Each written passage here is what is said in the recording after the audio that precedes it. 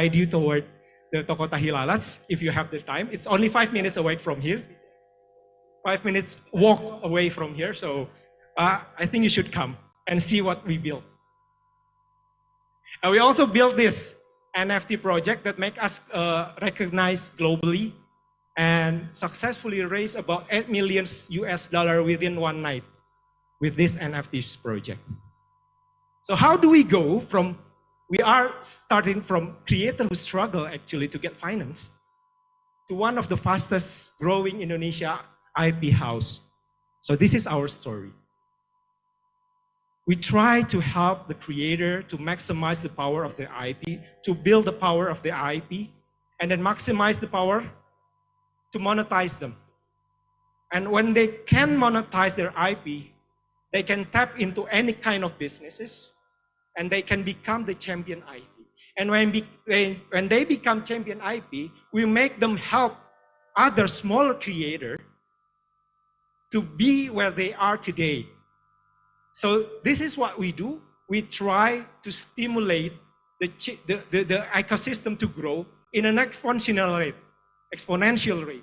So this is what we do. We try to break the vicious cycle of the IP death into this growth of IP. So this is why we move so fast for the last 3 years.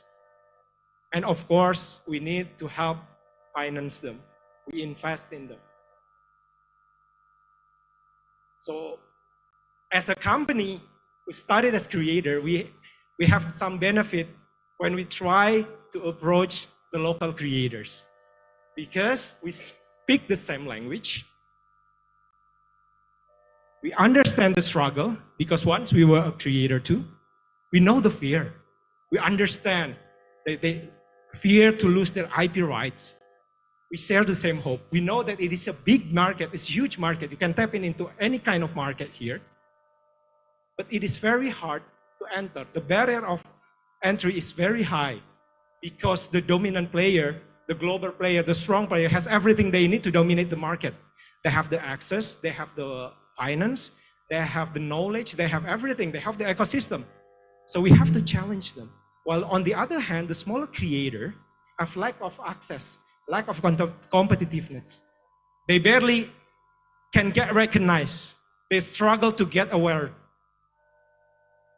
They have limited access, they have limited knowledge, and more importantly, they have lack of financing. So this is the why for us to be here. This is our raison d'être. This is what energizes us. We want to help as many creators as possible to maximize Indonesia local IP potential to become the host on our own land.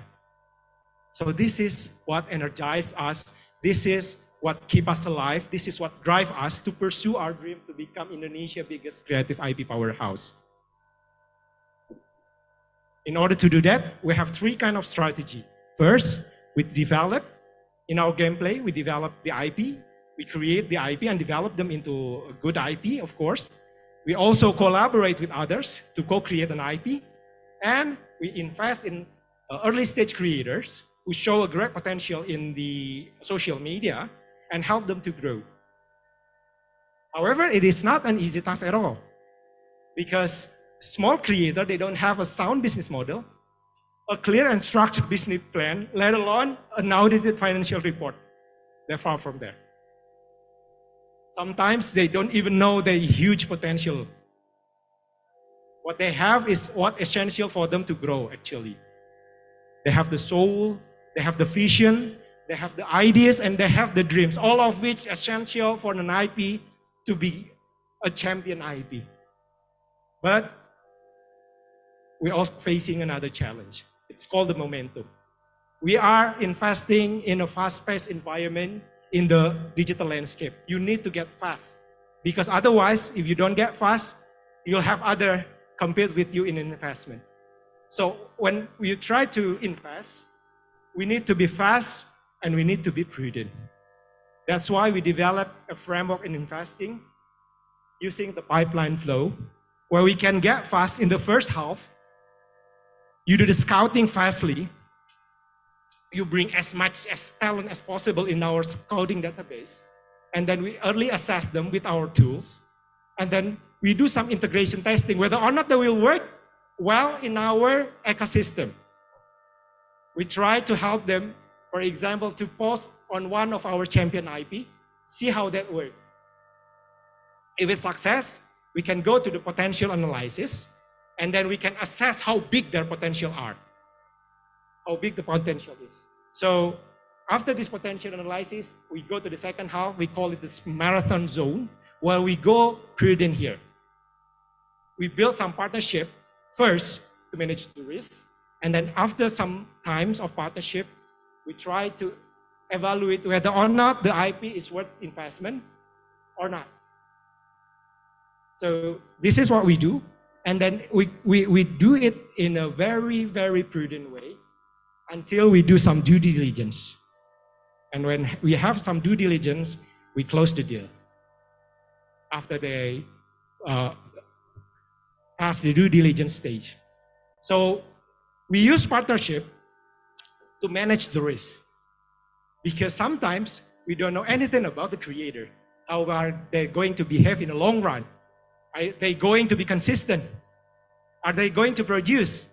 So this is what we do to manage the risk. We use partnership, but we also to gain trust, because creator, they're like an artist. They don't trust anyone. So we use the partnership to gain trust and to build case, of course, because we need the case to predict the value of their IP. We need the numbers, we need the financial projection to value their IP. So we help them in this partnership stage to sell. And then we use the numbers that we generated to value their IP. It's typically a journey from a non-exclusive partnership to exclusive partnership.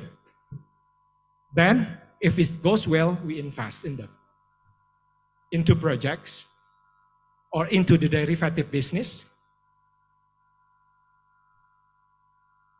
or even into the IP. We typically build a firm together with the creators.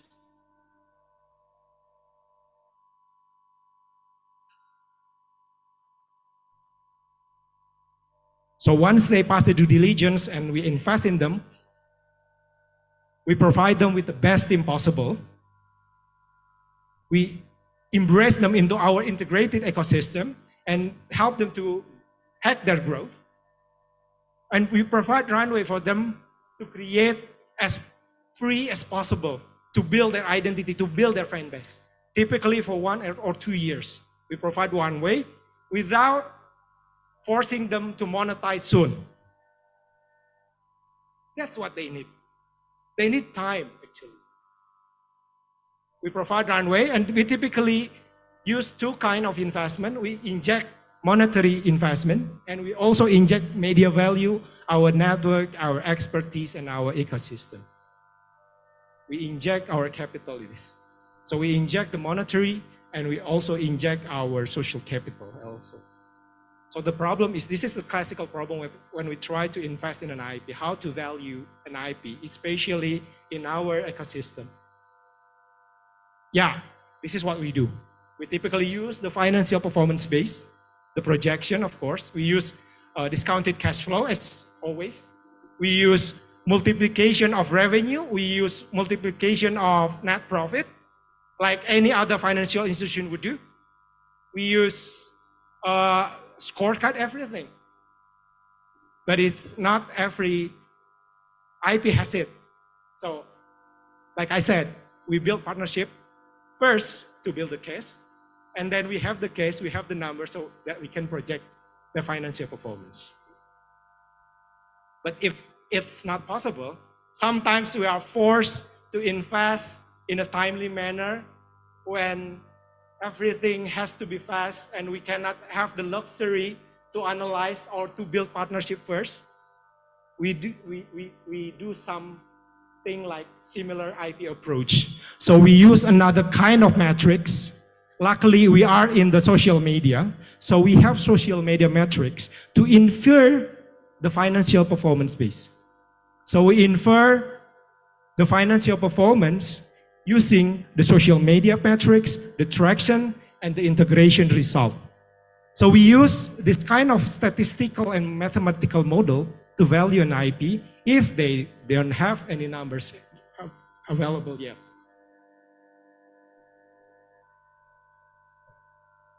And we also use scorecard to adjust the valuation. We consider the creator vision, the team, the market, the potential business derivative, and so on. We use this scorecard to adjust the valuation. So that is our framework. Some keyword, some lesson learned that maybe I would like to convey to you is that in our ecosystem, we need to be fast and prudent, but we need to provide the creator with a fair system and patience, not to rush into things, because it is very good for the long run. It will benefit both parties in the long run. And also, you need to develop a robust valuation model. If possible, use the financial base, but if not, you need to use automatic as proxy. So I believe it can be expanded to other type of IV investment, not only in the social media based IP, and it can be modeled into more robust conceptual to mathematical model, with one condition, of course. We need to build a great collaboration between stakeholders as much as we could. Imagine if we work together with academic, with practitioner, with the creators, with financial institution, with the government, put all of the data into one big data, and then we can model the valuation method into one robust model. Of course, we need to build specifically for each subsector of the industrial, creative industry, because it has different characteristic for each industry. It has different metrics. So this is what we do. We do collaboration. We collaborate, we create movement, and we share with each other. And right now, for the last 6 months, from I think November 2022, we gather those who are crazy enough and believe in our ecosystem to build a creative fund so that many creators can be funded. Because we believe that we need to immediately have more creators to get the financing they need, which allow them to boost their growth and help them to build a world-class IP. Thank you. Thank you, Mr. Novia. Very such a great presentation and give us many insightful and inspiration about Invia, how Invia run their business about the IP. And then I have notes about they try to build the Invia because the system they try to maximizing the local IP to monetize, and then the Invia has run the IP business with the Create has many collaboration and build their universe.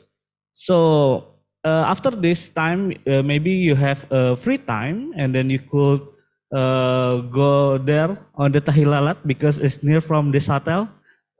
just about 5 minutes by walk. Okay. For the third speakers, that's one of my favorite too, because like a Gundala Sri Asih. The third speaker is Mr. Oya Sujiwo from Bumi Langit Indonesia, the creative manager Bumi Langit Entertainment, transmedia storyteller, editor and writer of more than 50 children books, comics, and is transmedia in animation, games, and live performance. Please, I invite Mr. Oyas to the stage. Give applause for Mr. Oyas.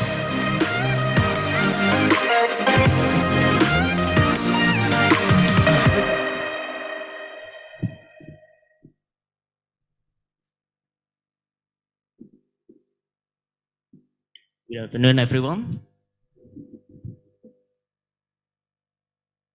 Because let me first introduce Bumi Langit in a video presentation.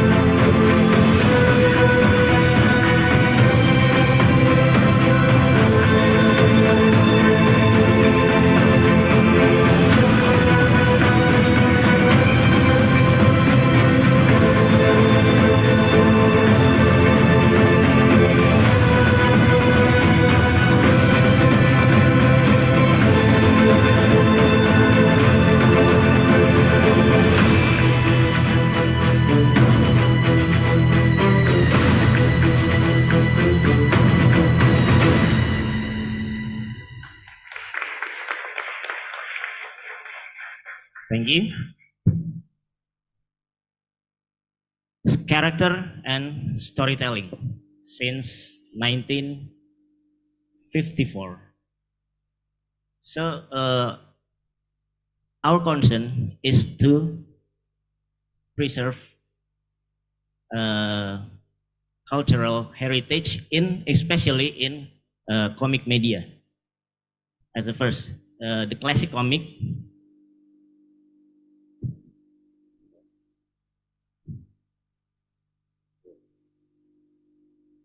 Yeah, we start from classic comic from our comic makers, maestros. This is there are R.A. Kosasi, maybe you know, Si Buta dari Gua Hantu, and Gundala Putra Petir. We start from making remaster works, the classic ones on the left, and we remaster it so the new readers can read it again clearly. And all of the Bumi Langit contents is consist in three pillars. It is a big history of Nusantara, our local wisdom, and portrait of Indonesia today. Like this, in Sri Asih, we dig about Sundanese culture. In Si Buta dari Gua Hantu, we dig deep about Bantenese, Banten. Gundala and Godam both from Jogja, and we dig more and more characters from each region in Nusantara archipelagos. Yeah, we talk with many experts to how to we can develop the content from our history, like this Toba eruption, how about Sundalandia civilization, and how about many histories in Indonesia, and make it to make a storytelling into a younger generation.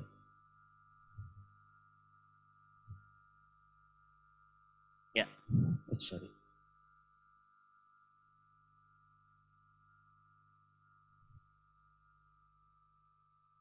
Yeah, like this, from historical stories into today stories and everyday stories. So both of classic comic reader and new today readers can relate each other.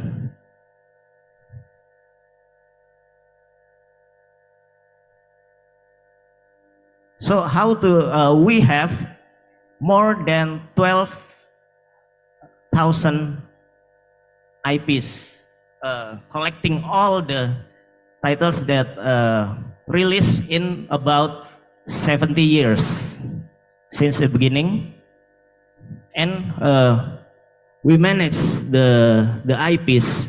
We contact the owner, the creator, the owner, and the ahli waris. Yeah. So we manage all of them, and we make a timeline so we can place all of them in a single timeline, so readers can easily catch them up.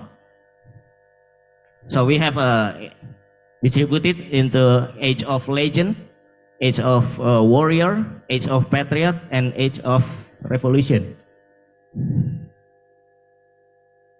And we made from history, from our history, we made a timeline and a map about it. So this is the Bumi Langit 4 pillars. We have Bumi Langit Comics, Bumi Langit Studio, Bumi Langit Animation, and Bumi Langit Licensing. The first we have, we found Bumi Langit Comics. It's about 10 years the first 10 years, we focus on preserving remaster. We started from a non-profit organization, but we realized we have to make it monetization about the IPs, or it can grow sustain. So we made Bumi Langit Studios. Bumi Langit Studios consists of animation and film, also series.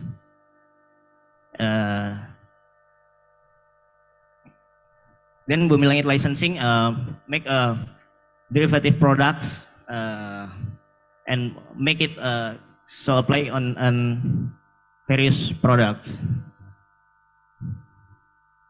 Yeah, like this. This is how the products can be developed into all ages.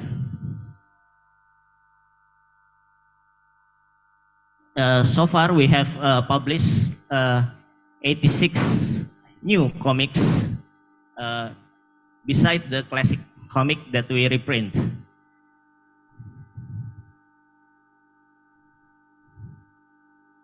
Sorry.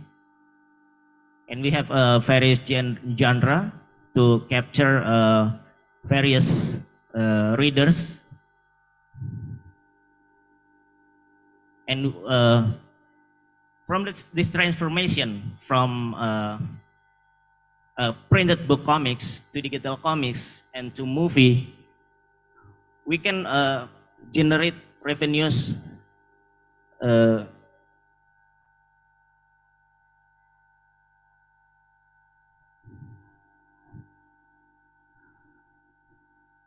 sorry.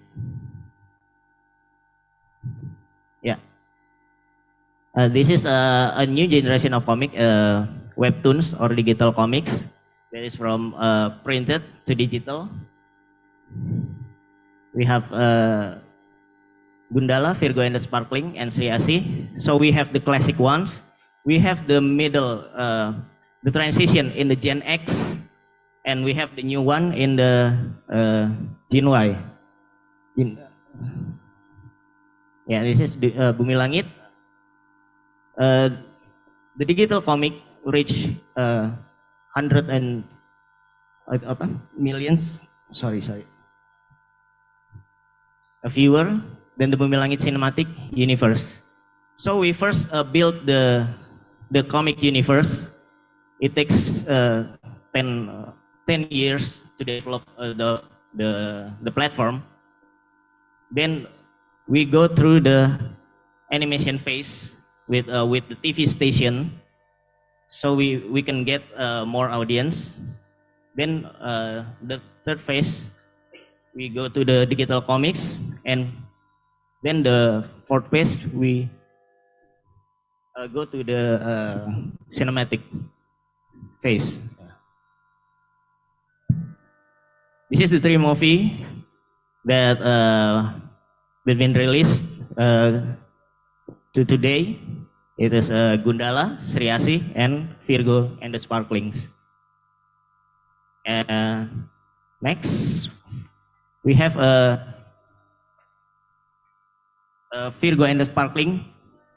The license, it is a license in Korea by HB Entertainment. So it will be aired in Korea in several in the next years for the production process to be start. And for this year we have Tira. It's a series for Disney Plus Hotstar that will be aired in the end of this year. Yeah. Beside the movies, and we have animation series for kids. There's a Gundala and Friends, Bang Jai, and the next production that start in development phase. And this is the Bulan, Si Bulan Koki Sover is now aired in Antv. This is the next project for Bumi Langit animation for kids is Gundala and Friends. Okay, and this is some of licensing project that we been through.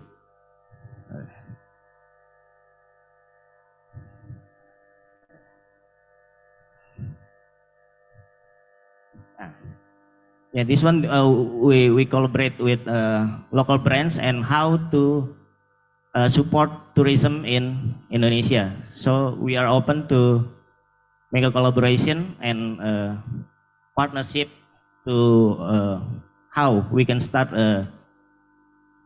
make a for developing sorry.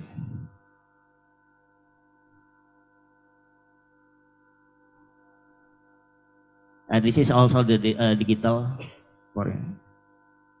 This is the PUBG with Bumi Langit partnership.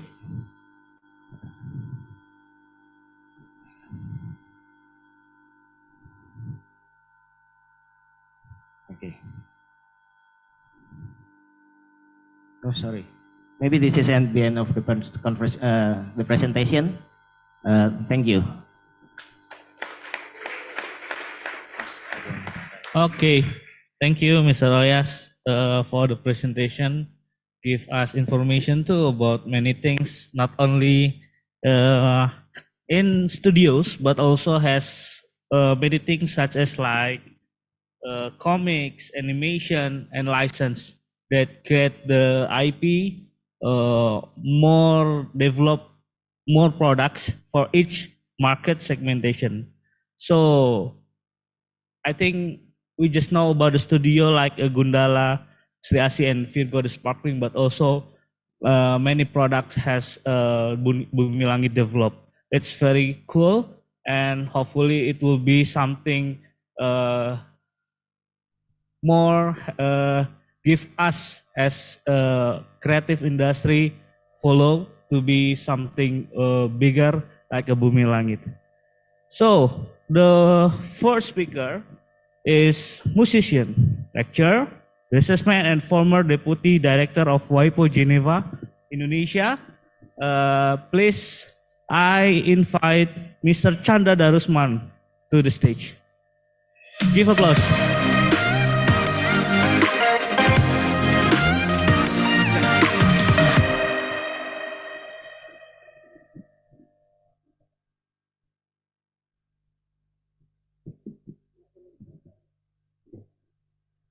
Tes. Tes. Bismillahirrahmanirrahim. Assalamualaikum warahmatullahi wabarakatuh. Salam sejahtera bagi kita semua. Good afternoon, ladies and gentlemen. We are told to speak in English, but to give fairness to the audience, my presentation is in local, in Bahasa Indonesia, but I will speak in English for our friends from abroad. I hope this is acceptable. First of all, let me express my appreciation for the invitation to speak before you. We have listened to very impressive speakers during the 2-3 hours that we have experienced together. And it shows the huge potential, huge expertise, but why is IP financing not yet happening? If you take a look at the figures that all presenters presented and showed to you, if the products were physical products, I think any bank will come forward and offer loan to you all. But we're talking about not physical product, we're talking about intangible product, which is slightly different than physical products, as we all know.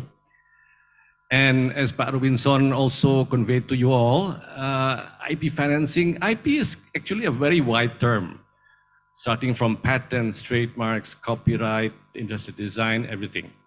But if we talk about creative industry, I think we can focus on those copyrightable works. My presentation is not too long. I have only 5 slides, but let me just practice this remote control, whether it's working when you need it to work. Okay, I think we need to wait a few seconds for this slide to come up. Okay, let me just also fast forward a bit to my fourth slide and focus in the field of music. You see, ladies and gentlemen,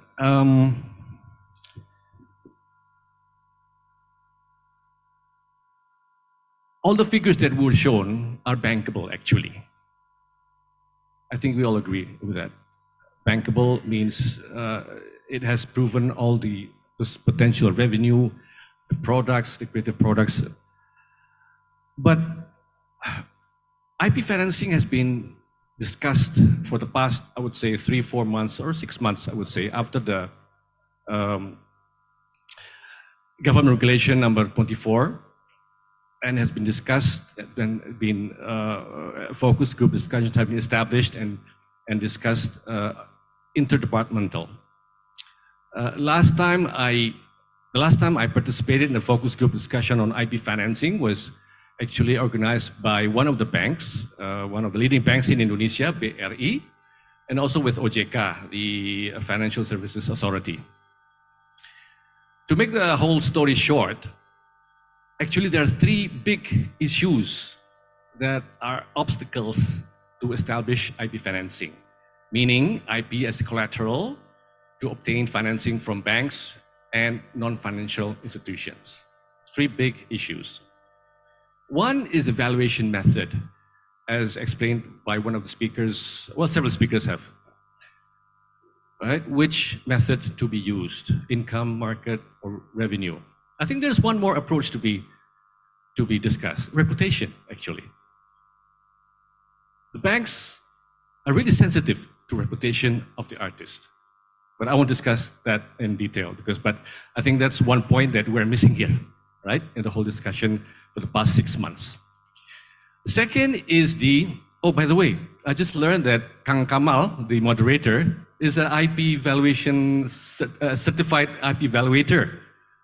That's a good news. He studied in the United States for 1 year to study IP valuation, and here it is, Kang Kamal, the certified IP evaluator. That's good news. So we have at least one expert here in Indonesia. The second is institution valuation. As we all know, in the field of property, yeah, we have valuators. Banks have valuators in the property real estate. Yeah, it's been going for years. But we don't have specialized institution for IP valuators. And the third one, the big obstacle, is secondary market. What do I mean by secondary market? Well, when we talk with the banks, BRI, Mandiri, you name it, they always focus if the loan becomes default and how banks can execute the collateral. This is a big issue in Indonesia, in Perbanas, in the whole banking sector in Indonesia. They are not confident whether the secondary market in the field of arts exists or even, not to say, functioning. So my presentation, I have only 5 slides, don't worry. I'm going to focus on the music industry, which I'm quite familiar with, and show you that secondary market in the music industry actually exists, but it's very hidden, buried, hidden. Okay, now I'll try to decipher what I'm trying to say. As a musician, there are 4 income streams that we can identify. Yeah, the first one is 1, 2, 3, 4. One is as a performer, right? Jasa permainan musik untuk pertunjukan, performer. And this is quite a huge main income for performers in Indonesia right now after the COVID era. Yeah? As you know, concerts everywhere is full, packed.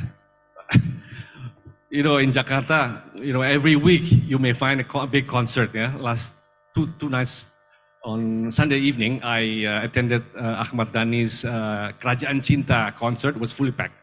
Before that, Faris RM, I also participated and saw him. It was full packed. So the first income stream is from performances. Second is from those who are enabling the music industry, like a music producer, vocal coach, post-production, and so forth. That's second income stream, very specialized, but enabling. The third one is education and therapy. Music now is a therapy, and that's also one of the income stream that a musician can actually exploit and do.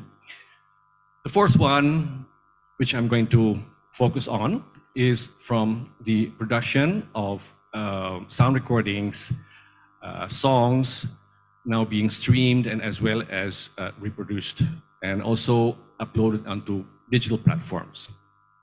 I'm going to focus on this one, the fourth one only, yeah? Because the three other is, there's another story in itself.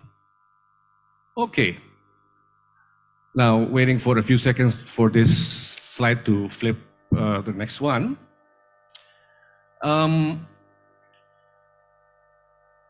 Actually, when we talk about songs and how to exploit them, we can divide it into two main big topics. One is the song itself, and the other is the sound recording, the master. Yeah? Lagunya dan masternya. Those two components actually serve the two pillars of the recording industry. Okay? Come on. The first one, as I mentioned, is a song, karya lagu. Under the copyright law, it has two main rights, which is performing rights, and the other one is mechanical rights. Quickly, performing rights is when a song is played in radios, television, hotels, restaurants, cafes, public places for commercial use.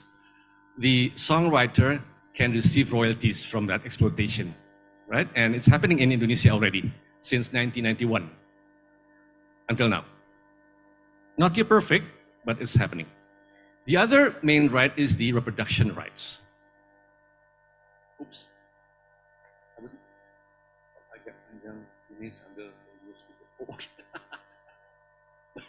Saya mesti jadi ini nih, stand up comedian nih kayaknya nih. Okay, saya coba ya. Okay, I was talking about karya lagu, how to exploit the song, right? Through performing rights, administration, and the reproduction rights, or what we call in industrial term, mechanical rights. Reproducing songs into CDs, vinyl, and so forth. So that's one major income stream in the music industry. The second one, when the song turns out to be a master recording, is also another income stream for not only the composer, but also the record producer as well as the singer, the artist, right? So these are the two main sources of income from the recording industry. Okay? This happens in every part of the world, right? Every country, in the music industry, this also happens, yeah? Also in Indonesia. Now, I don't want to scare you with this diagram, but actually I have to deal with this to show you that the secondary market that I was talking about is actually hidden inside this diagram. The secondary market, which the bank sector is trying to familiarize, recognize, and see, yeah, that secondary market truly exists, but it is still hidden in this diagram. So we need to give shape. We need to give shape to this secondary market so that the banking sector can deal with it. Not an easy task, but at least we know the direction, right? Collaborating within the bank sector and also the music industry to discuss how the secondary market can emerge and build confidence for the banking sector. Okay, let me just quickly run this through you. The yellow lines is the cash flow. The black lines or terms is the production process. Okay, so we start. Is this working? Okay, we start when a song is written, right? And then move on to the production. A sound recording is being produced, a master recording. Remember the previous slide I showed you? The left side is the song, and the right side is a master recording. Oops, no, not yet. Not yet. I have to go back. Okay. Then the master recording again. Also, in order to commercialize it, you need to make a video clip on it, audiovisual content, which will help market the master, right? And then go to the right side, distributed physically or digitally. Okay? Digitally, we have three kinds of market: the digital stream platform, media, social, and telecommunications. Once the RBT ringback was a big phenomena in Indonesia, but not anymore nowadays, whereby the physical distribution is still happening. Actually, CDs are now being abandoned, but the vinyl market is on the rise. Okay, that is the production process that is happening in any part of the world, including in Indonesia. Yeah. As you can see, the yellow lines are the cash flow. Okay, which the composer, the creator of the song, as well as the master recording owner, derives cash from those activities that I showed you previously. Right, so it goes back to the composer as well as to the sound recording owner. Okay, so ladies and gentlemen, this is happening actually. So the bank asked me, okay, fine, Chandra, I understand, but if I give you a loan of 100 million, 200 million, you name it, and you pledge your song or your master with us, if you are able to pay back, what shall I do? Can I immediately execute the collateral? Can I immediately get back some proceeds from selling your song to a secondary buyer or your master to a secondary buyer? Can I do that? My answer is yes, you can. Yes, you can. Well, show me.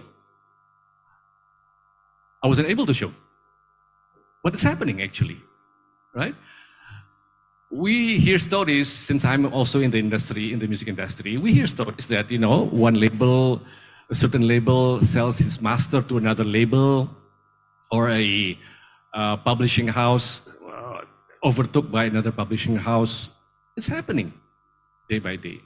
It's not seen by the banking sector. And that's the problem that we face. And that's a challenge that we have to confront and find solutions, right? Besides from the two big issues that I mentioned, valuation method and also the institution of evaluators.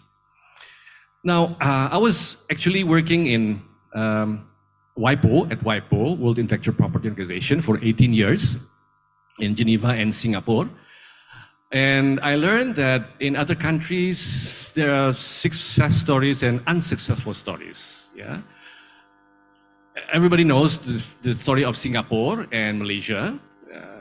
10 years ago, the government of Singapore pledged about 100 million Singapore dollars to develop IP financing in the field of, I guess it was trademark and copyright, but it did not took off. The 100 million Singapore dollars actually was pledged by 80% by the government itself, the Ministry of Finance, and 20% by the private banking. So you can see the level of confidence actually, even in Singapore, right? That the private bankers are not yet that confident to extend loan. Therefore, the government needs to pledge 80% of the 100 million. But it did not take off. Malaysia also, I was told, actually I was discussing with the IP office there, about, again, 10 years ago, they established what is called IP Venture Malaysia. Actually, they were quite advanced at that time. They had IP evaluators, they had this institution whereby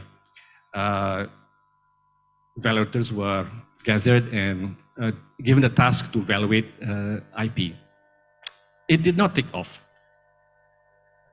So it's not easy to establish IP financing in Indonesia. I'm looking forward actually to hear the next speaker, Mr. Andrew Kwok. I exchanged a few words during the technical meeting, and we are really actually want to hear the story of Hong Kong. I was told that Korea and China are quite successful in IP financing. So we look forward to hear Mr. Kwok. So going back to this, now we need to explain to the banking sector that all the data, all the data that they need actually exists. And I'm going to go to the next slide. Wait a few seconds and see the data that is needed by the banking sector actually exists.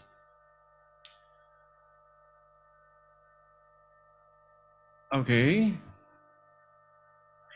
I mentioned earlier that one of the two main rights of a song is the performing rights. Okay. Now, what's happening in Indonesia is that all the composers are members of what we call LMK.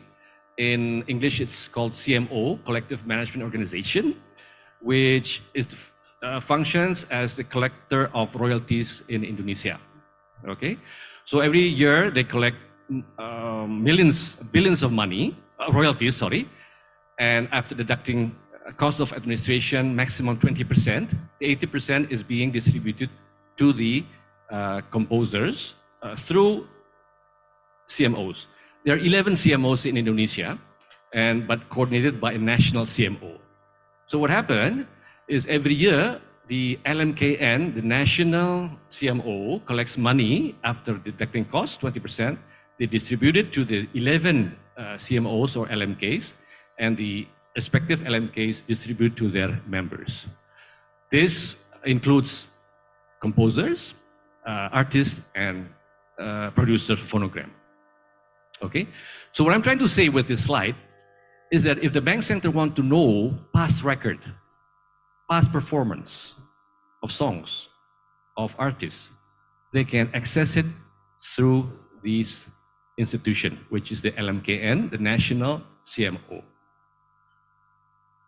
The first time we conveyed this to the banking sector, they were quite surprised because they didn't know about this, right? But luckily, we met, and now they're building confidence a little bit that it is, data is available, because data is very crucial.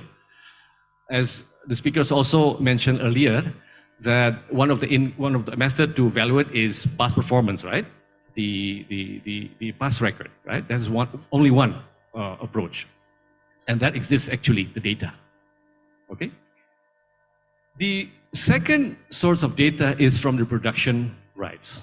When a song is being sold, marketed, reproduced, and that data actually lies or is collected or being administered by what we call publishers, music publishers.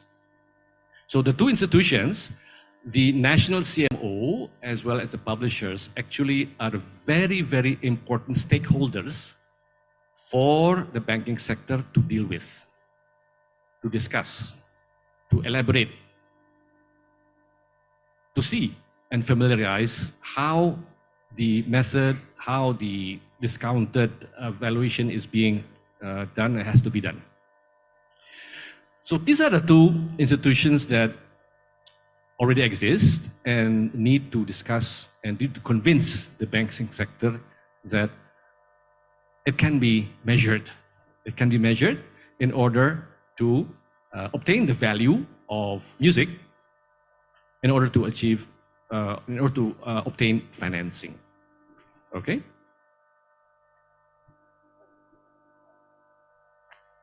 Okay. We have the speaker right now? Okay. Okay, all good, yeah? Okay, okay. So, actually, that's all I want to convey. The message is that we need to create a task force. And this is what I was several times conveying to the bank sector, yeah? To pemerintah, to the government. We need to establish a task force, actually, to connect the dots. Yeah? Because I appreciate the selection of this topic today, but actually this has been discussed many times already, but we are just walking in the same spot. We need to advance, right? And in order to do that, we need a task force. Perhaps Kang Hari bisa bikin satu task force ya. Mr. Hari can establish a task force to gather all these stakeholders and come up with a prototyping, right? Actually, BRI wanted to do a prototyping, yeah, but I don't know where the obstacle lies. I hope they're starting to be convinced and start to think about establishing a task force. That secondary market exists in the music industry, but is still hidden in the chart that I conveyed to you.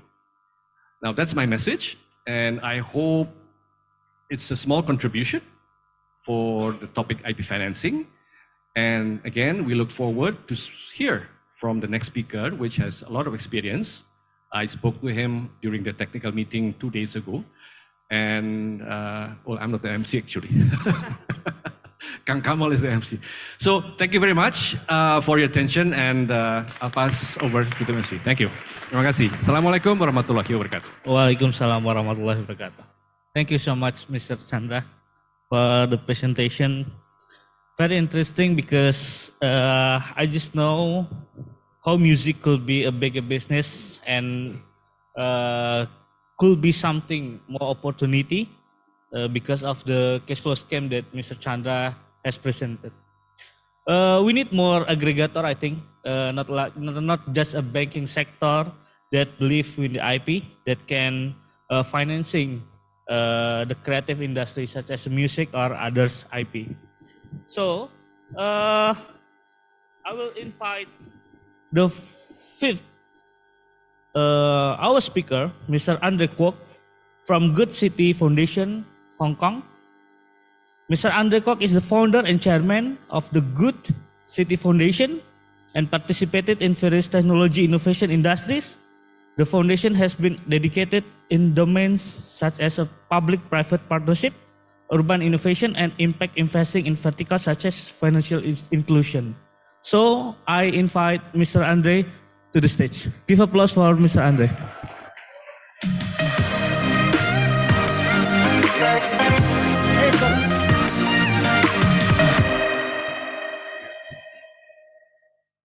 Hello.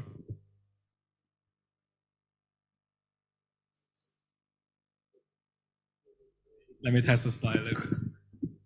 Okay, awesome. So, good afternoon, everyone. I'm Andre from Hong Kong, and finally I'm here. Sorry I'm late.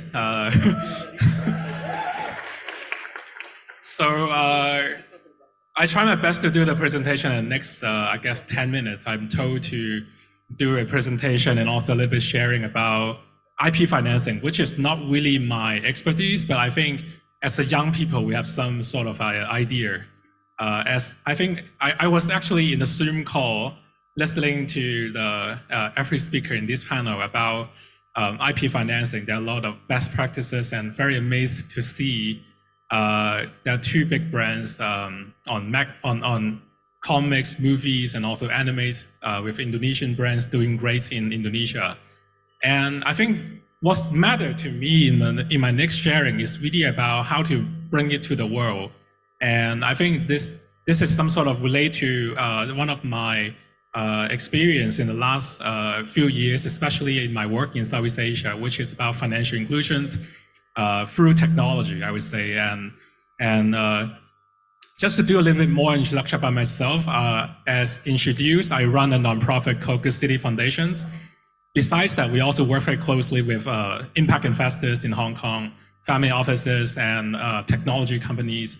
And we all share one very common topic, which is we are very keen to find innovative ways to support ideas and also innovative ways to finance ideas. So I think the topic today, IP, which is very intangible, like the speakers in this panel mentioned, idea is very intangible. Creations can be very intangible. Sometimes it may not come with reputation first, because we always, artists and creators always start small and always start from somewhere we have no name yet, we are not famous yet, and we want to start it from very small and from scratch. So how do we start it from very beginning? I think this is something I would love to explore with everyone and the panelists today. And I think this is somewhere I would like to share that the world has been changing. It's not just the right of banks or institution investors, not even family offices or other VCs to fund it only. I think the very key of IP financing is about volume. If your products, if your creations have volume, have users, have fans, you have the base to get supported.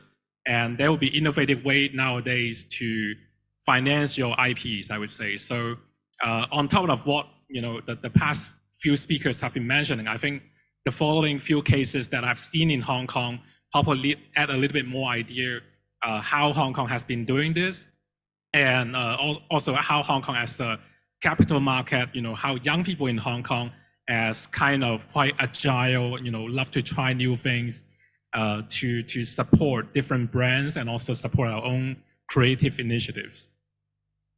So first of all, I would love to bring in the concept of Web3, because I guess the last few speakers have been mentioning a lot in the Web2 world or in the traditional conventional world, how creativity and also how IP have been supporting. And I think the first speaker has also bring up a little bit about NFT and also the digital token on creativity. I think this is some very good start, especially I think the NFT or the Web3 investment is not just starting from Hong Kong, but also Southeast Asia is one of the biggest volumes transactions in terms of digital assets.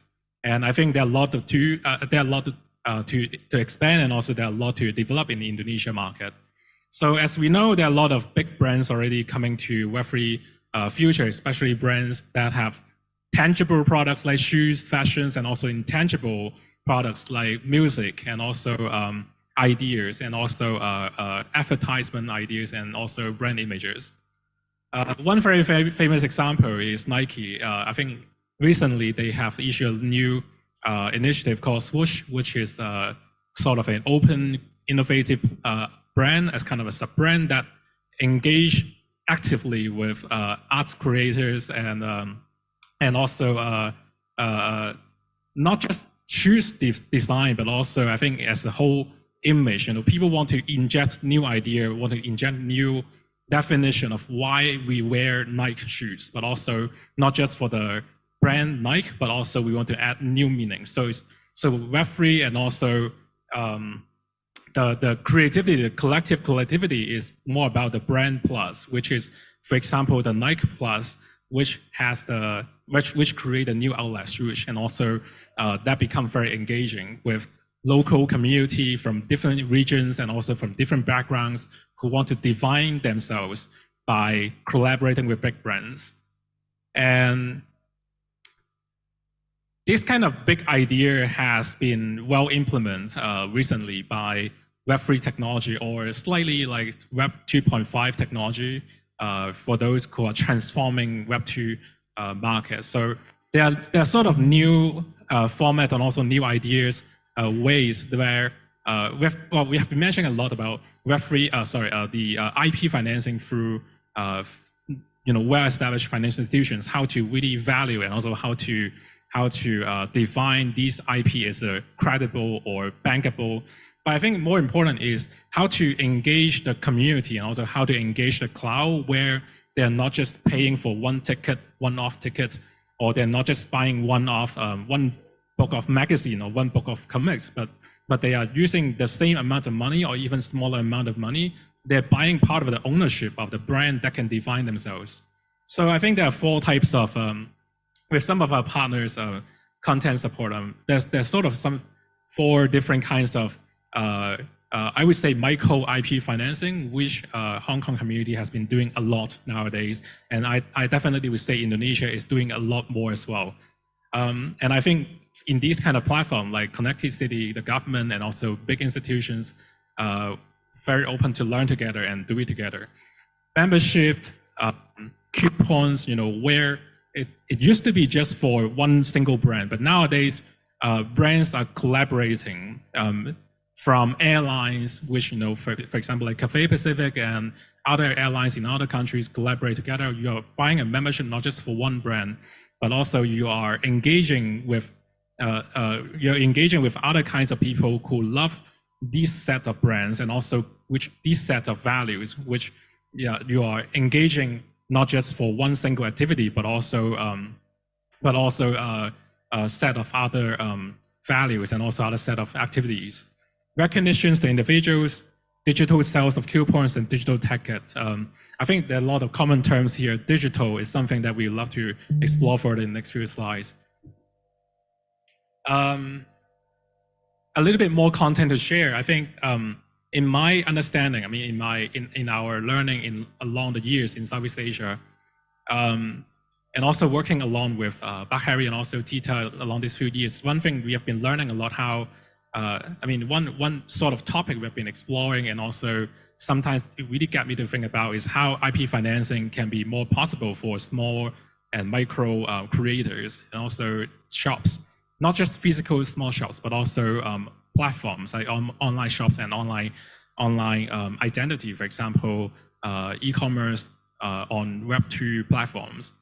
The question for IP financing, even though they have large volume of fans, is the challenge here. On one hand, there are a lot of small shops and creators like fashion, brands, food, kopi, and others. While we also have a bunch of large young populations in places like Indonesia and mainland China, which they are, first of all, very digital savvy. They are very, even crypto native. They love different small brands. If ever any of foreign friends or Indonesian friends could visit mainland China recently, you can see that the young Chinese don't like to wear luxurious brand anymore. They don't want to wear a shirt with a big Gucci words here anymore.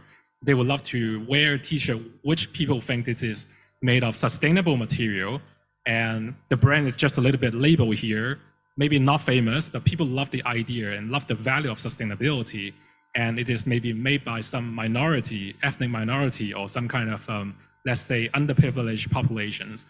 Young people love to support idea and define their identity by, ideas of sustainability and new values, which is more universally accepted instead of just chasing the big brands. So the question of IP financing or micro IP financing for creativity and small business is how to bridge both together. And this is something Web2 economy cannot work. On one hand, Web2, for example, Web2 e-commerce platform has been too difficult for creators to reach their own buyers and customers directly. There are always a platform in between. There are always a middleman that mark up the price. The creators cannot access. For example, Tita buys a fashion brand online on Alibaba through a small brand. A small brand would never know who is Tita and would never know how to reach Tita directly. So Tita can not just buy the T-shirt brand on Alibaba, but actually the T-shirt brand can offer more values and also more ownership and loyalty to Tita. So the first one, the challenge is Web2 e-commerce community, the middleman is always a challenge. They're not just blocking the buyer and seller, but also blocking the information flow. The seller cannot easily understand the consumer behavior of their own fans. The data is always inaccessible. online to offline process is very fragmented. It's very challenging when we talk about digital transformation for small business. It takes a lot of collective procurement for different small tech companies to come together to offer digital solutions which are interoperable. A small business owner need to learn how to use a fintech, how to use a mobile wallet, how to use another e-commerce platform, and how to use another payment gateway, and even how to use another POS system or stock inventory system. And all these four systems are on different interfaces. So the digital transformation and online to offline platform on Web2 make it super unuser friendly for many young small business owners.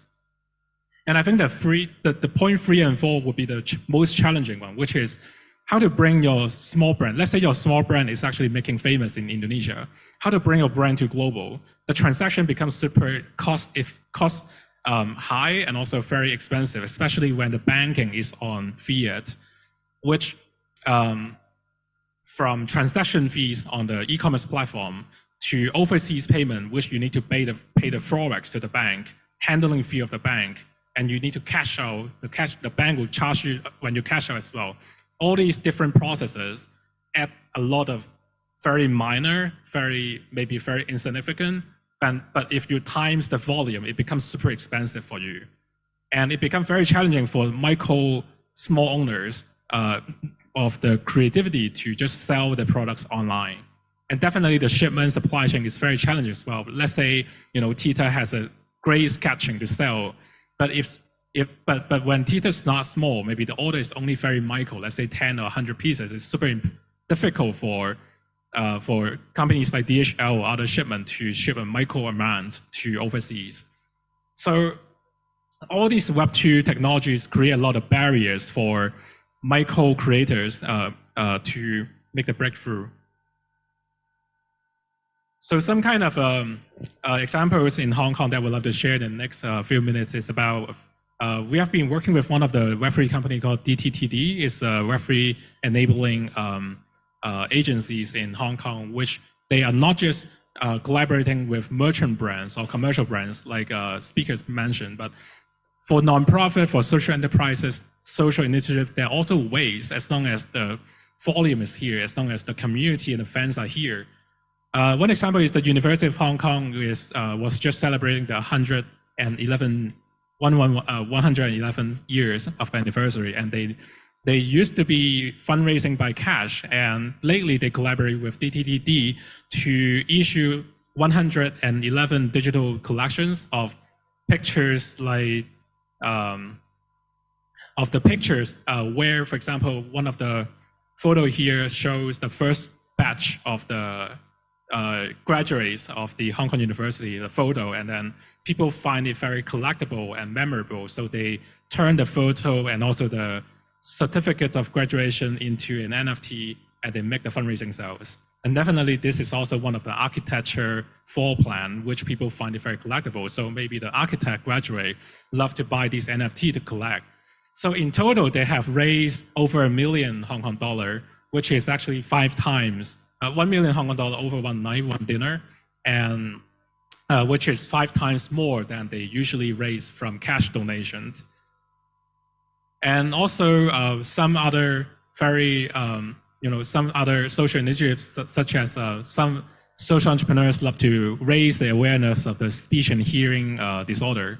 So a lot of tourist sites and also sports and location in Hong Kong are not very friendly or not very accessible, friendly for hearing and seeing disorder. So some social entrepreneurs create this kind of digital map, and they collaborate with the artists to create different kinds of designs and also QR code where people find it, where especially the hearing disability find it more accessible for understanding for example, the history of trams and also and so on.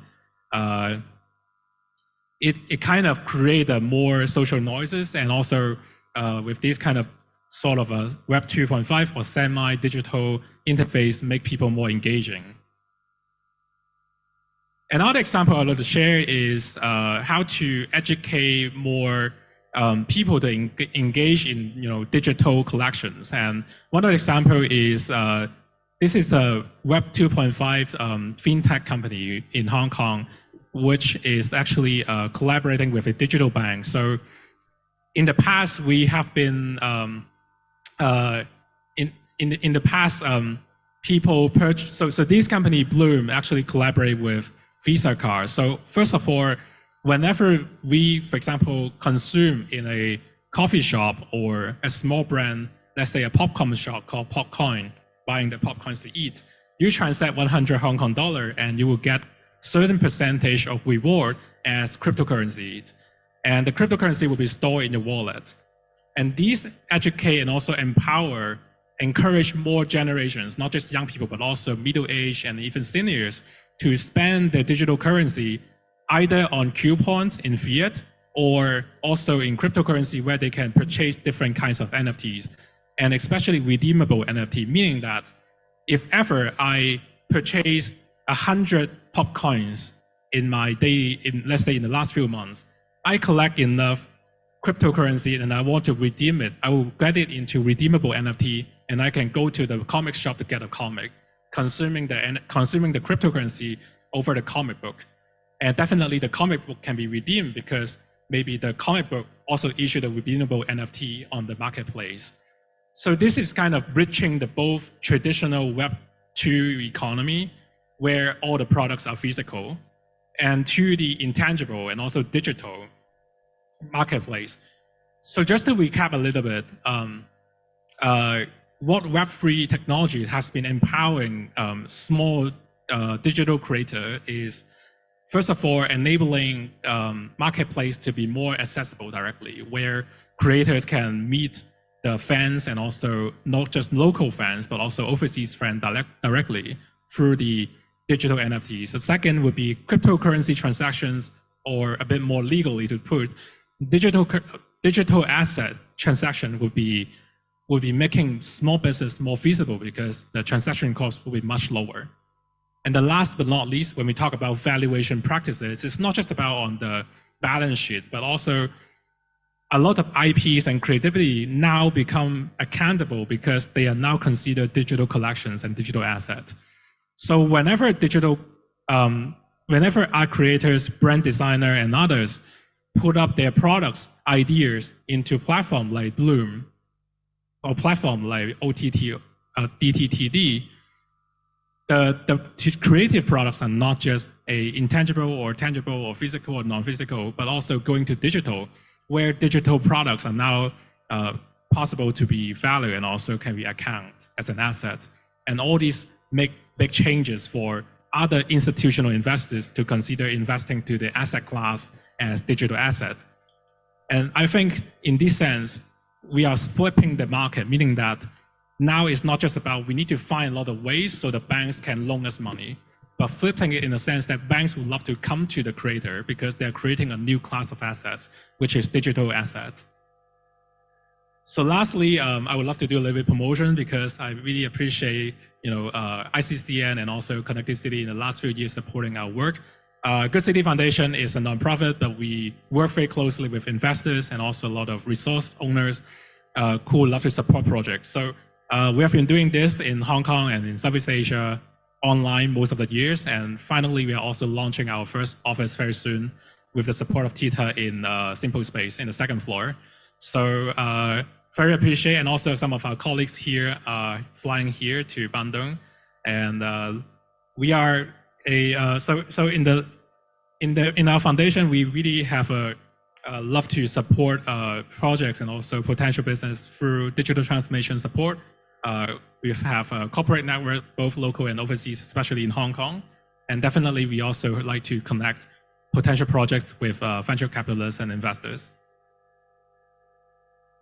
Thanks a lot, and happy to connect everyone and look forward to the panel discussions. Okay, thank you so much, Mr. Andre, for your presentation. For the last presentation at the session 5, so many lessons learned about the IP financing best practices that Mr. Andre has been present. now our IP could be work optimized because of the technology. IP will turn to digital asset, and then the technology itself that could be push the maximizing the IP. It's such like crypto, fintech, and others, and many things that could collaboration between good foundation with many IP provide in Indonesia. So I will invite all of the speakers to the stage. Please, Mr. Robinson, Mr. Noviar, Mr. Oyas, Andre, and Chandra. But Mr. Oyas will be presented by Mr. Agung Rahmawan. Please, to the stage. Give applause.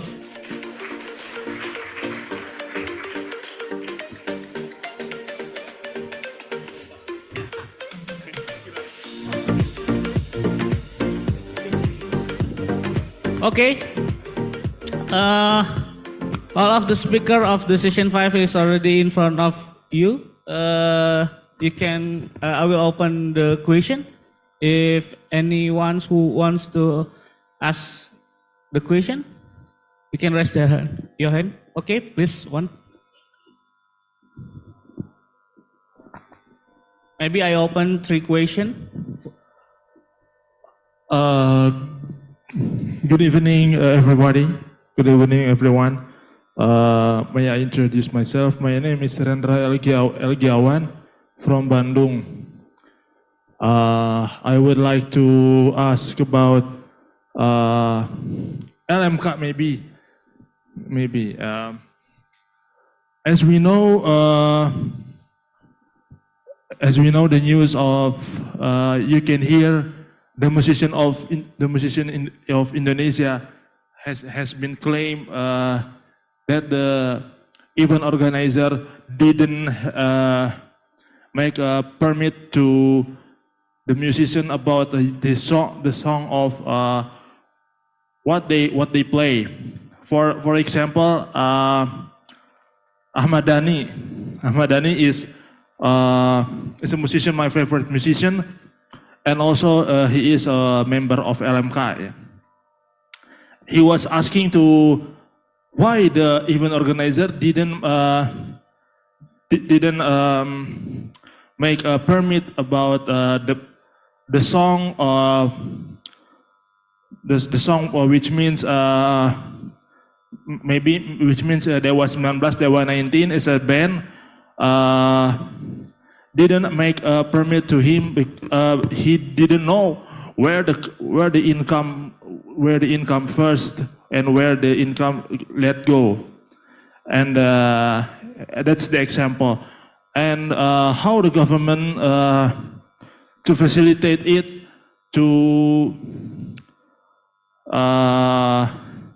accomplish the decision of being LMK as a songwriter, maybe, or some any others. That's it. Okay, thank you, Mr. Rendra. Could I conclude your question? Why EO or event organizer didn't make a permit to songwriter if want to create the event? And then what is the government could be facilitated about the IP permit from the songwriter, right? Okay, maybe Mr. Chandra could help me to answer that question. Thank you. I will try my best to answer the question. If I understood correctly, the question is the intention of Ahmad Dhani to try to prohibit other singers to perform his song. And in this particular case, as we all know, is between Ahmad Dhani and Once, yeah? Yeah. The vocalist and the keyboardist. Okay. So actually, from the perspective of the copyright law, it stipulates that as long as the EO pays royalty to the CMO, to the LMK, it does not need to seek further permission. Only in the field of performing rights. Yeah, so when a song is being performed on stage by any singer, the EO, as long as it pays royalty, then it does not need to seek further permission to the composer. The issue is that Ahmad Dhani confesses that he receives too small amount from the LMK. So on one side, actually, it's the performance of LMKs to be improved and to collect royalties from all EOs in Indonesia, so that Ahmad Dhani can receive more royalties. But there's another perspective, there's another nuance in this issue, is that it's about competition, business competition between Dewa 19 and Once Band, right? Once stopped to be a member of Dewa 19, and then he made his own band and performed songs of Ahmad Dhani. Ahmad Dhani said, look, I'm not getting the right royalties, the amount, so please do not anymore perform my songs. So it's a mix between the implementation of copyright law and unfair business practices. Yeah, so we tried to sort of mediate between them. Once bravely declared that he will, for the time being, not sing Ahmad Dhani songs, but actually he is doing it as on a basis of goodwill, not because of going against the law. Yeah, so it's still going on, and not only Ahmad Dhani is in the issue, but some other bands as well. Actually from Bandung, the Groove and Tika Ruslan also dispute. And again, it's not a matter of against the law, but that's the law stipulates that as long as you pay royalty, and you need not seek further permission individually to the composers. But again, Ahmad Dhani is a big guy, very authoritative, and he insists that no, he should seek permission from me. So that's the issue, and we try to mediate amongst them. I hope it answers your question. Okay, so that's the story about Ahmad Dhani and Once. We correlate with the IP when if we doesn't consult with the IP, at the end we have a dispute, and some dispute I think is because of the money. So we need know about the IP and how financing and calculate, and then how to manage the IP. So I open the second question, please, for the mic. Thank you. Good evening. Good evening. I'm Ricky from Institut Français. And thank you for the opportunity. I personally believe that IP is the dormant giant that we need to wake up in the future. So this session is very interesting for me. I have two questions though for two different speakers. So the first is to Mr. Fiar from Invia. At your presentation, I'm intrigued with the point when you state that one of your process in scouting talent is actually social media. You use social media, whether this talent particularly have some power in social media. If I'm not mistaken from your presentation, yeah. But in the other hand, I think I also believe that there are some talents that has no how do you say, they don't familiar with social media. How you tackle this issue? How you scout in the proper way in regarding the artistic or aesthetic or future talents? Yeah. That's my question for Mr. Fiar and Mr. Chandra. Actually, since we are talking about music IP rights, I work for the French institution when some big artists coming here, like Eric Truffaz and Jasmine, I need to sign the rights of their performings, as you was saying. But then I realized when we go to place that generates money by music, and it's not played by the actual musician, is it considered as a violation against that copyright law? For example, if we go to place a big cafe or discotheque like Holy Wings, when they have a home band singing top 40 songs, let's say that, okay, that group is not paid that much, but the place itself generate hundreds of millions from that song that the band is playing. What is your opinion regarding that matters? Thank you very much. Okay, thank you, Mr. Ricky, for the two question. It's a very interesting question. Maybe for the first time, Mr. VR. Okay, thank you, Pak Ricky, for the question. So in India, we typically have three paths of scouting in our scouting system. First one, we have a build full of scouting team that we assign to do some analysis and go window shopping through the social media and look for the talented hidden talent, and we're looking for some criteria that the creator have to have the soul, have to have great ideas, and have to have their own identity. Not necessarily have a good technical capability, but they need to have that. And we also have another path for scouting. We use also a community. So we have one community, it's called Komikin Aja in Instagram. It collect and create lots of social media comic artists who want to get recognized. So they join the community and they post their comic strip into the account and hope for the Komikin Aja to repost their post. So that is also one of our way to scout the most talented artists in terms of building a community.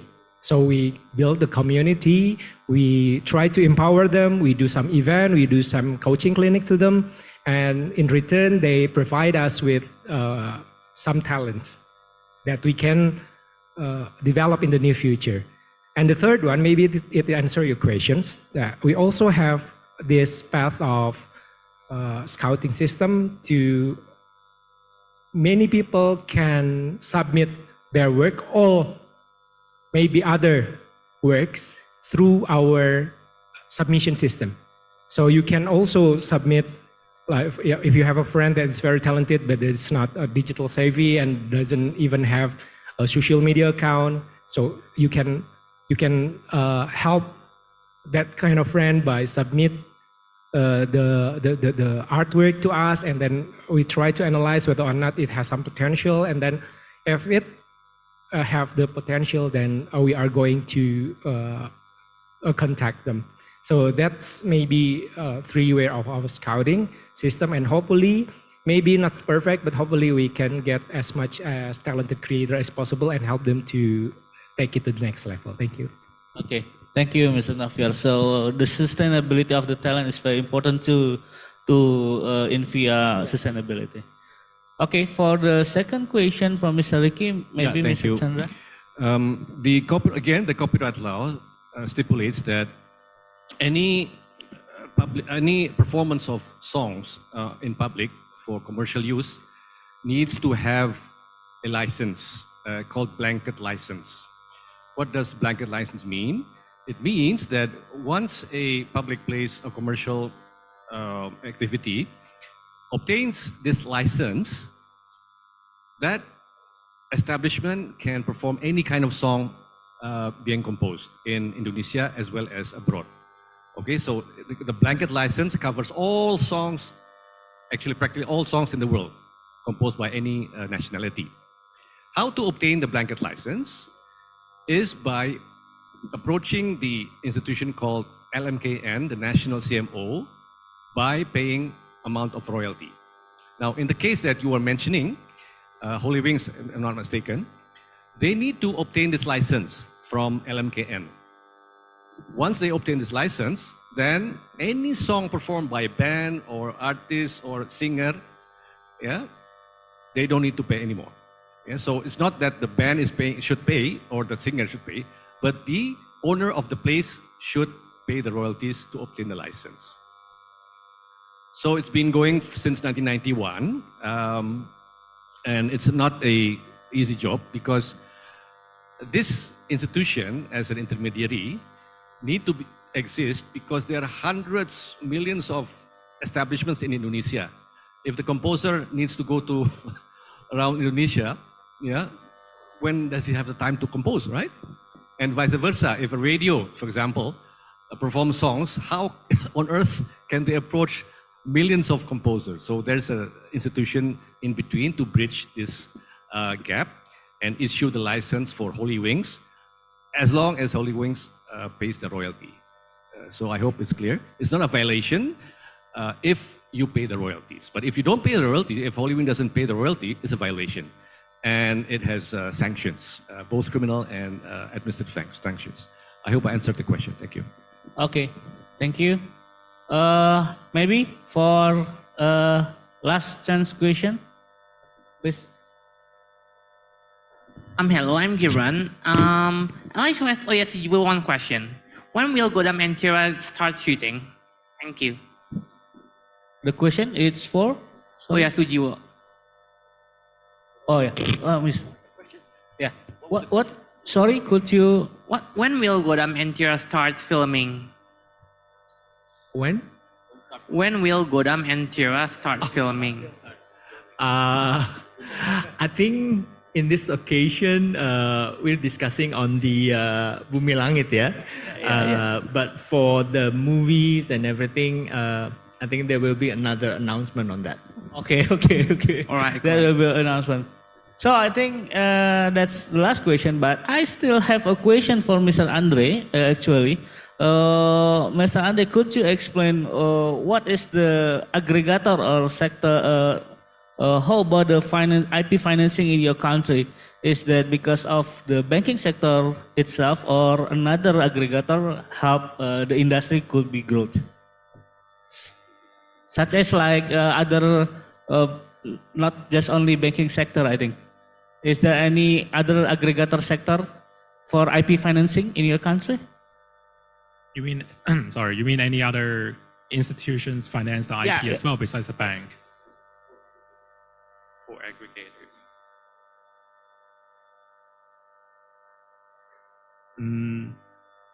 Or just to get the question clear. So who else also finance the different kinds of IPs, right? I think, okay, so I think for some foreign friends and also some Indonesian friends may know Hong Kong is, well, Hong Kong has been very strong in capital markets. So the way the way the industries position IP financing is the bank actually doesn't really play a very strong active role unless the private banking sector, because usually it would be more about the industry finance themselves, meaning that just a little bit like what Novia has been doing, the big companies, we invest their resources back to their own industries. The bank plays a bit more on, well, the banks also loans, but I think it's not exceptionally outstanding unless the private banking. But the private banking, which is for what we call high net worth, like the rich families, they look at the IP financing more as a collector perspective. They invest to the cultural products or heritage or even movie IP as an investment. They don't really want to execute or implement it, so they just buy low and sell high. But I think I would just point out one more thing which Hong Kong has been doing very fast is, or in the last few years Hong Kong has been very slow, which is in regulating the again the digital asset, which Hong Kong people and especially the rich Chinese citizens need to find a relatively gray area to finance cultural products or finance different IPs. So Hong Kong has been issuing a new set of financial regulations for digital asset, in retails, which means, let's say I'm a rich individual, I would love to invest to a movie in Indonesia called Rate. And Rate would love to, and the IP of the storyboard of Rate, or even the movie figures of the actor, are placed, or the digital collections are listed in Hong Kong. The rich families in Hong Kong can buy it as well in a digital asset. So I think the regulations, recent move of regulations make it more possible for individuals to invest and also finance the IP. So in a sense, I think for Hong Kong is looking at more from the collection perspective, sort of art piece collections. And also, if we look at the industry perspective, it will be more about the corporate, the companies and movie productions self-finance. Okay, thank you. Ladies and gentlemen, and I'm afraid we finally come to the end of the session 5. I would like to say thank you so much for all of the session 5 speakers. Your presentation and our discussion is very meaningful and give us a lot of meaningful information and insightful information. Hopefully we can create and build many opportunities ahead. Keep healthy and see you again in another times. Wassalamualaikum warahmatullahi wabarakatuh. Waalaikumsalam warahmatullahi wabarakatuh. Thank you very much, Kang Irsyad. And I would like to invite the speakers and moderator to please stand up. Okay. And step forward just one step, because I will now invite the Secretary of West Java Tourism and Culture Agency, Mrs. Siti Nurhuda, to given the token of appreciation from the government of West Java. Mengundang dengan hormat Sekretaris dari Dinas Pariwisata dan Kebudayaan Provinsi Jawa Barat, Ibu Dr. Anda Siti Nurhuda MSI, untuk dapat memberikan piagam penghargaan kepada para pembicara dan moderator kita di sesi yang kelima di ConnectiCity 2023 ini.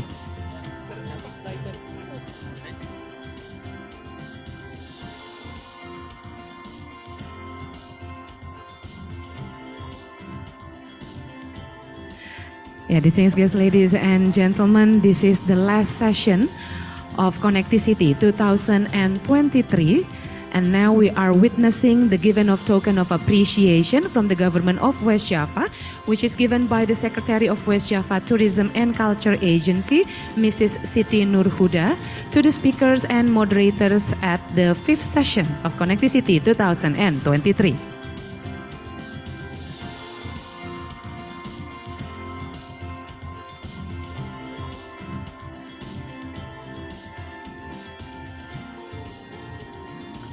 Ya, selanjutnya mohon kesediaan Ibu untuk dapat berfoto bersama. Iya, sepertinya di tengah Bu. Iya. Okay, on the count of 3, we'll now take photos together. 1, 2, 3. And then the second shot on the count of 3. 1, 2, 3. Ladies and gentlemen, give a warm applause for the moderators and speakers at the 5th session of ConnectiCity 2023, and I would like to invite you to please return to your seat. Ibu mohon kesediaannya tetap berada di atas panggung. Oh iya, mangga Bu, silahkan.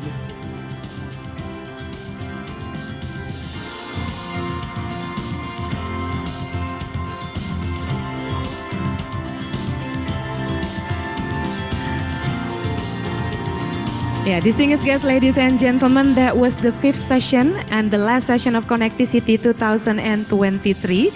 And it summed up the rest of the ConnectiCity 2023. And now we are going to witness the closing remarks, which will be delivered by the Secretary of West Java Tourism and Culture Agency. Therefore, I would like to invite once again Ibu Dr. Anda Siti Nurhuda MSI. Kami silahkan dengan hormat.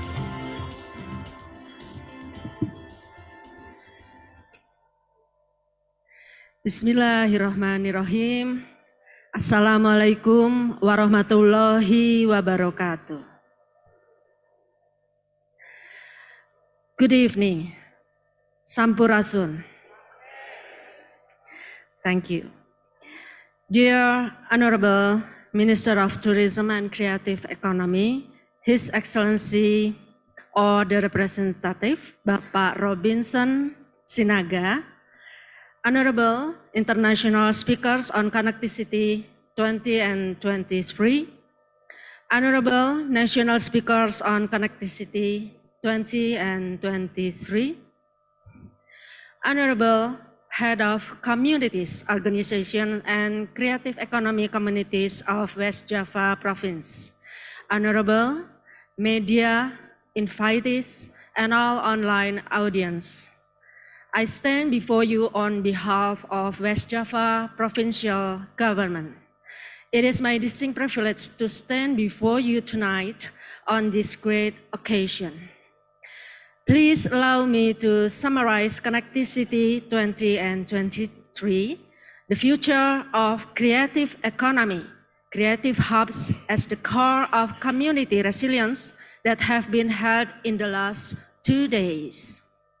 ConnectiCity, which is now on its 4th year, has been held since Monday, 29 May, and will be finished tomorrow, Wednesday, 31 May.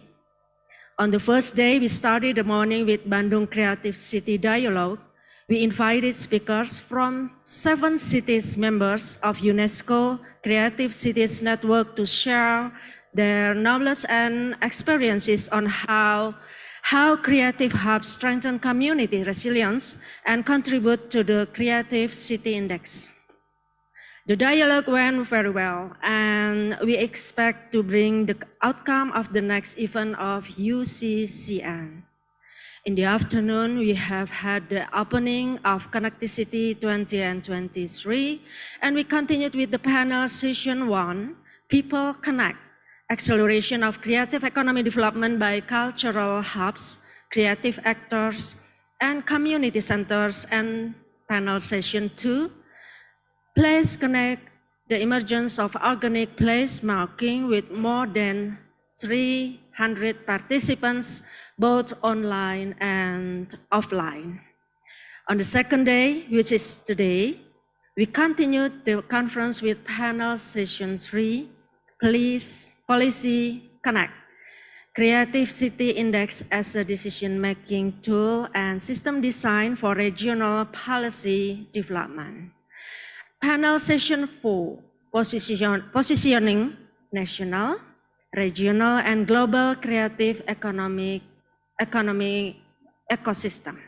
And the last session 5, intellectual property, digital transformation in creative economy, best practices of IP financing.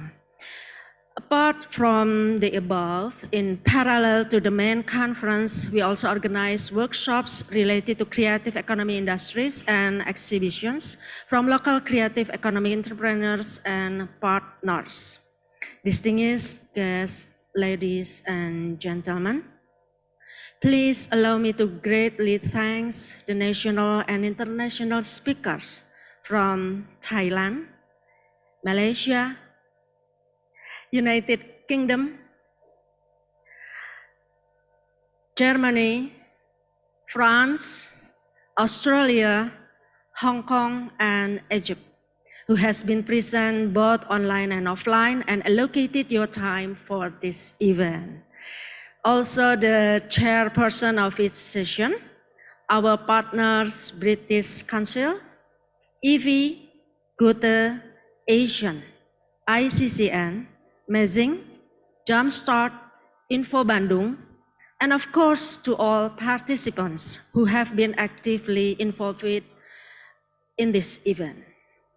As the outputs and outcomes of ConnectiCity 20 and 23, we expect to have strong networking, cooperation, synergistic, and collaboration for West Java creative economy and international and national scope.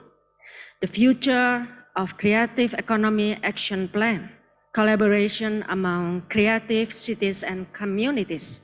As chairman notes, or recommendation for Asian creative cities, or Asian Summit and Road to Asian Summit. Distinguished guests, ladies and gentlemen, on behalf of the West Java Provincial Government, I would once again convey my gratitude for your invaluable contributions. We wish you the best as you continue your journey towards a better future for the creative economy. Together, let us reach our goals and shape a world with imaginations knows no bounds. Finally, thank you very much. Wabillahi taufiq wal hidayah. Wassalamualaikum warahmatullahi wabarakatuh. Waalaikumsalam warahmatullahi wabarakatuh. Ibu mohon tetap berada di atas panggung karena kita akan melakukan sesi foto bersama terlebih dahulu, Ibu. Okay, distinguished guests, ladies and gentlemen, I would like to invite all the moderators and speakers who are already in charge during day 1 and day 2 ConnectiCity 2023 to please take pictures together on stage. So please, if there are still moderators and speakers from day 1, Ibu Camelia Harahap, and then Kang Hari Mawardi, also Ibu Tita, and Ibu Katarina Badra, Kang Irsyad Kamal, and also all the speakers from day 1 and day 2. And I would like to also invite Pak Yana, Creative Industry Coordinator from West Java Tourism and Culture Agency to please take pictures together on stage.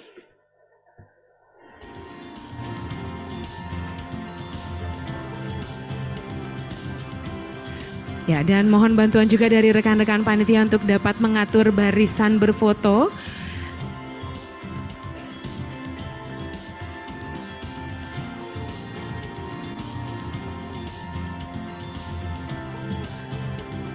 Ya, silakan please step forward. Okay, on the count of 3. 1, 2, 3. Okay, the second shot should be freestyle. Since this is the last day, so I need you to be creative. Yes, okay. Oh, creative. Okay, on the count of 3. 1, 2, 3. Last shot, okay. Big smile. On the count of 3. 1, 2, 3. Ladies and gentlemen, give a warm applause for all the speakers, moderators, and representatives from West Java Government, ConnectiCity 2023. Distinguished guests, ladies and gentlemen, the closing remarks and also the photo session have summed up our 2 days event of ConnectiCity 2023. And I would like to express my sincere gratitude to all the honorable guests, the speakers, moderators, and all the participants who have joined us at this event, both offline and online. And also thank you very much once again to the government of West Java and also the supporting partners, West Java Creative Economy and Innovation Committee, British Council, Indonesia Creative City Network, Institute Francais Indonesian, Goethe Institute, UNICEF, Mezing, Jumpstart, and Info Bandung who have supported this event. And we also sincerely hope that through this event, the future of creative economy through collaboration among creative cities and communities can be strengthened to increase the welfare of society. I'm Agi Rahmawati as your host signing off. It's been 2 pleasant days and I hope to see you again at ConnectiCity 2024. Billahi taufiq wal hidayah. Wassalamualaikum warahmatullahi wabarakatuh. Good evening and enjoy the rest of the day in Bandung City, West Java, Indonesia. Bye-bye.